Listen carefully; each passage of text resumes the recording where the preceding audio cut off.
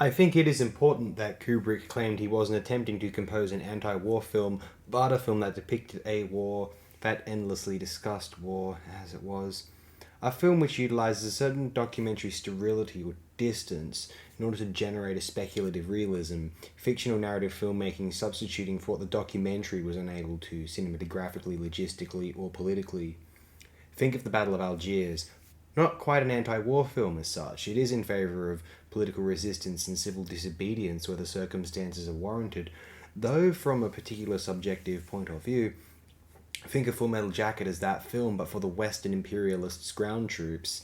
None of these characters express ideological fervour over the geopolitical excuses for the Indochina invasion.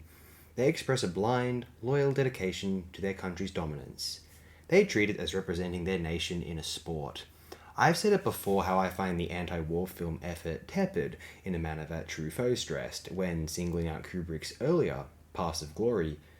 Critiques which I believe certainly apply to that film, and even to Milestones All Quiet on the Western Front, quite bluntly. Apocalypse Now becomes one of those epics in the vein of the David Lean existential voyages, or the novel it is inspired by, a different sort of pathology, and Full Metal Jacket, compared with, unfortunately, though ironically, the veteran Stone's Platoon, comes across as an artistic hypothetical Xerox of a lost documentary film, simulating the images around scattered, shaky journalistic footage like the Esper photo analysis machine from Blade Runner, or an expansion of the device's technology, I suppose. It is then Platoon which comes across the reskin of the old Hollywood tragic war pictures, such as Paths of Glory or All Quiet, or maybe The Deer Hunter as well, quite intuitively, from the newer epoch. And Full Metal Jacket, which closer resembles the humanism or meta-national global dissolution of designated others. The difference between an American story and a story about the humans of Earth. The most explicitly cynical of America or of American war films, extracting the bloodlust and carnage from the post war leisurely luxury, relatively, of America in the 1950s and 1960s, a desensitized generation of sports fans and patriots who wanted to shoot the baddies and do their country proud, just as the previous generations had in the Second World War.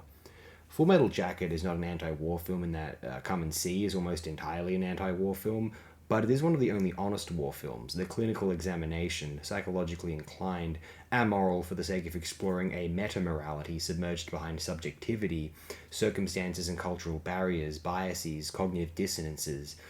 The model for one of the other true anti-war films, Brian De Palma's 2007 work, Redacted. I also have noted Eastwood's Letters from Iwo Jima is definitely not a patriotic war film, but a film which tries to understand the subjects whilst knowing that their morality is already intrinsically disavowed. Let Full Metal Jacket be considered one of the honest or more honest war pictures. If I had to rank the feature films of Kubrick, Full Metal Jacket would come in sixth place. Try and guess what the top 5 would be. It might be predictable, or maybe not. I exclude a comedy and emphasize the later 90s, though otherwise it is a predictable 5. You may hear more about these features over the following days.